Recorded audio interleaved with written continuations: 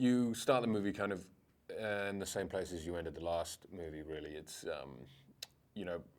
Janine, who is Kate Winslet's character, is dead, and they are dealing with the ramifications of, the end of a civil war, essentially.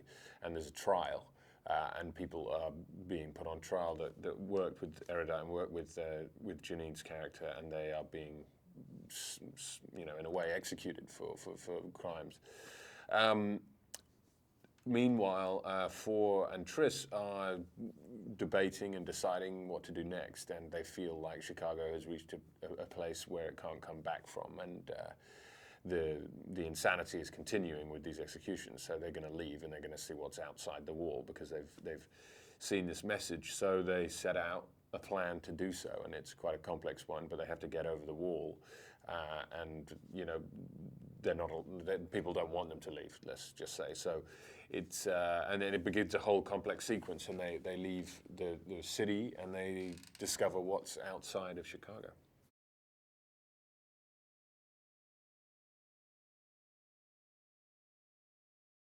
It's difficult because not only is it a physical wall that they have to, it's quite impressive when you see it. It's a humongous wall, and they have no idea what is outside.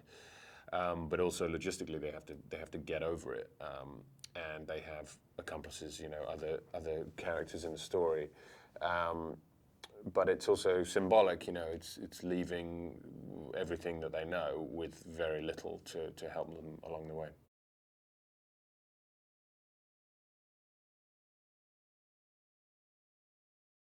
It's a wasteland. It's obviously a place that has suffered some kind of chemical warfare. And it appears that there is nothing there, so suddenly they feel like they have kind of gone down a rabbit hole that they can't return from. And then suddenly the Bureau opens up, and it's a completely different world beyond any of their expectations.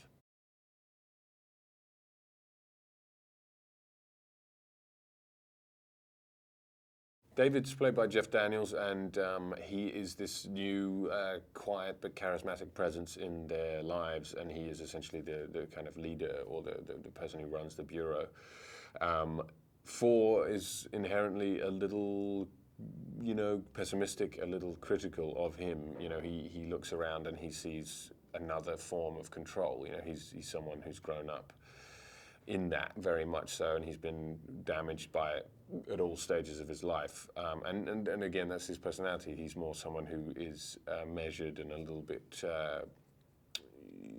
he's not going to jump on the train quite so easily. Whereas Tris is very hopeful, and she feels like this is what she's been searching for. And this is the kind of the missing piece to her questioning for all her life. So she's quite embracive of it.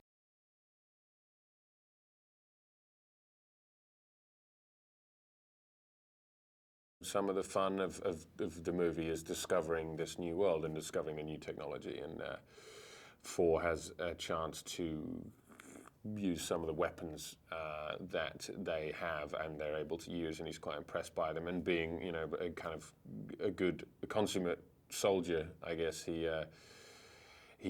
has a chance to kind of revel in that in quite a fun way.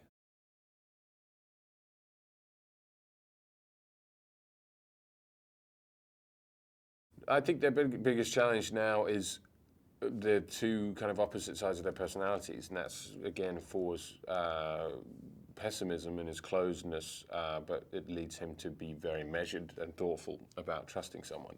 And Tris's impulsiveness and kind of natural, hopeful energy, which in some ways is good, but some ways can get into trouble. And they butt heads and they go their separate ways for a section in the movie. And I like that conflict. I think it's good to have a little conflict between them because it reflects reality.